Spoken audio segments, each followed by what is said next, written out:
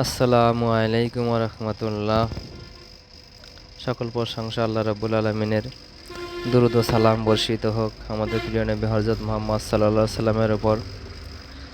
আজ আমরা আল্লাহর একটা আইন সমাজে কায়েম করার জন্য কথা বলবো ইনশাআল্লাহ।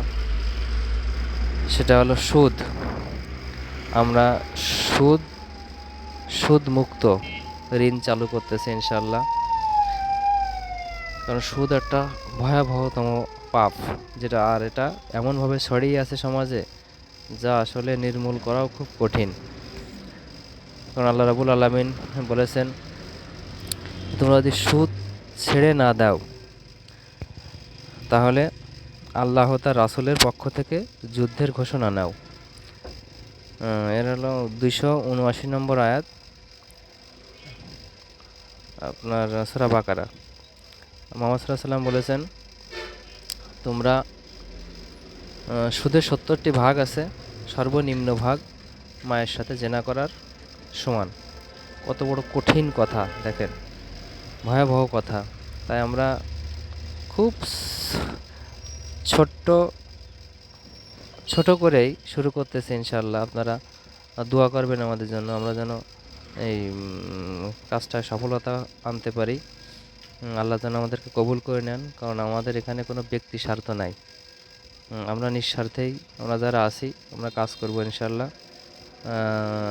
সমাজে যারা সুদভিত্তিক লোন দেয়, মানে যারা সমিতিরা যারা সুদের সাথে জড়িত লোন দেয় চক্র আকারে, আমরা সেই চক্র আকারেই সুদটারে মুক্ত করার চেষ্টা করবো ইনশাআল্লাহ।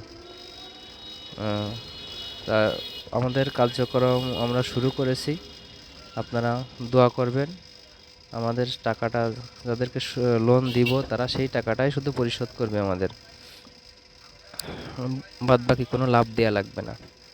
তা আপনারা শুধু দোয়া করবেন যেন আমরা কাজটায় সফলতা আনতে পারি, আল্লাহ যেন আমাদেরকে কবুল করে নেন। প্রথম অবস্থা আপনারা দোয়া করেন, হ্যাঁ।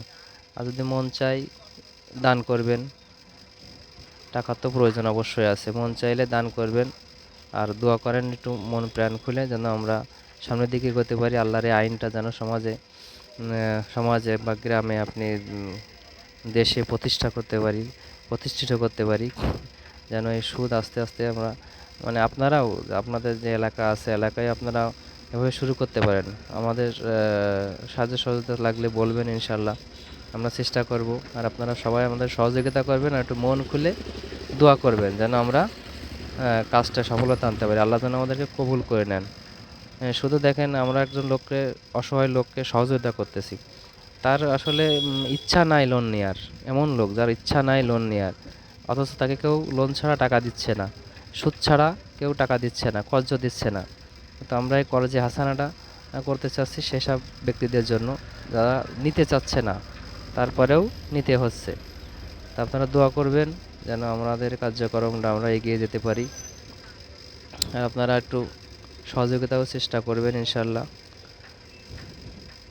এই বলে আজকের মতো আমার কথা শেষ করছি। আসসালামু আলাইকুম ওয়া রাহমাতুল্লাহি ওয়া বারাকাতুহু।